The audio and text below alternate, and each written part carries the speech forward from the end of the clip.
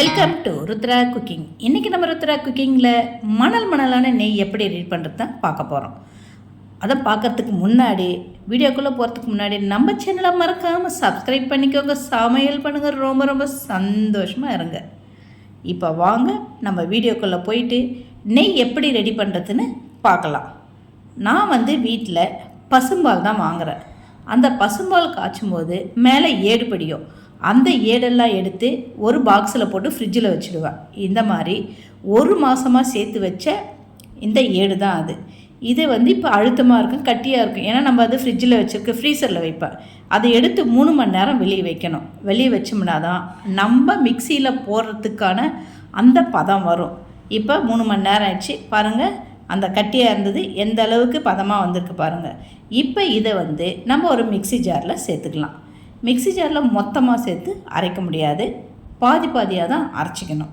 இது கூட சில்லுன்னு தண்ணி இருந்தால் சேர்த்துக்கலாம், இல்லை ஐஸ் கட்டி இருந்தாலும் நம்ம சேர்த்துக்கலாம். நான் இப்போ ஐஸ் கட்டி வச்சு தான் இதை அரைக்க போகிறேன். இதை நல்லா மிக்சியில் போட்டு கொஞ்ச நேரம் நல்லா அரைச்சி எடுத்தோம்னா அந்த ஏடு வெண்ணெயாக மாறும். தண்ணி தனியாக வெண்ணெய் தனியாக வந்துடும். இப்போ ஒரு பாத்திரம் வச்சு அதில் குளிர்ச்சியான தண்ணி வச்சு அதில் நம்ம அரைச்ச இந்த வெண்ணெயை எடுத்து நம்ம சேர்த்துக்கலாம். ஏன்னா மறுபடியும் நம்ம இன்னொரு முறை அரைக்கணும், மீதி இருக்கிறதையும் நம்ம அரைக்கணும். அதனால் அந்த தண்ணியிலே அது இருக்கணும், அப்போ தான் நல்லா கட்டியாக இருக்கும். இப்போ மறுபடியும் மீதி இருக்கிறதையும் அதே மாதிரி அரைச்சி அந்த வெண்ணெயையும் எடுத்து நம்ம இந்த பவுல்லே போட்டு சேர்த்து வச்சுக்கலாம். பாருங்கள், நான் ஒரு மாதமாக சேர்த்து வச்ச ஏடு தான் அது.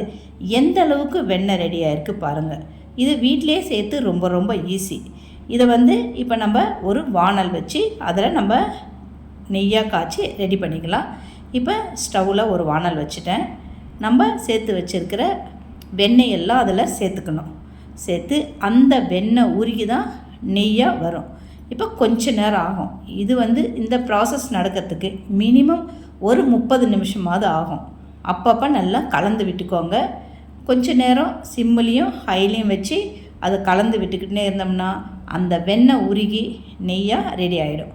இப்போ பாருங்கள், நெய் ரெடி ஆகிடுச்சு.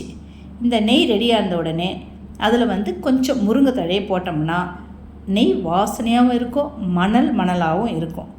இப்போ இதை கொஞ்ச நேரம் ஆன பிறகு அதை அப்படியே எடுத்து ஸ்டவ் ஆஃப் பண்ணிவிட்டு ஆற வச்சுடுங்க. இது நல்லா ஆறணும். ஆறின பிறகு உங்கள் வீட்டில் எந்த பாத்திரம் இருக்கோ அந்த பாத்திரத்தில் வடிகட்டி எடுத்துக்கோங்க. அந்த நெய் வடிகட்டி எடுத்துகிட்டு அந்த நெய்க்கு அடியில் இருக்கிற இந்த மணலாக இருக்கிறது ரொம்ப நல்லா இருக்கும். அது கூட சர்க்கரையும் போட்டு சாப்பிட்லாம், அந்த முருங்கை தழையும் சாப்பிட்லாம், அவ்வளோ நல்லாயிருக்கும். பாருங்கள், 1/2 லிட்டர் நெய் நம்மளுக்கு ரெடி ஆகிடுச்சு. நீங்களும் இதே மாதிரி வீட்டில் நீங்களாகவே நெய்யை ரெடி பண்ணிக்கலாம். இப்போ நம்ம மணலான நெய் எப்படி ரெடி பண்ணுறதுன்னு பார்த்துட்டோம். மறக்காமல் நம்ம சேனலை சப்ஸ்கிரைப் பண்ணிக்கோங்க, சமையல் பண்ணுங்கள், ரொம்ப ரொம்ப சந்தோஷமாக இருங்க. உங்கள் ஃபேமிலி அண்டு ஃப்ரெண்ட்ஸுக்கு ஷேர் பண்ணுங்கள். நன்றி, வணக்கம்.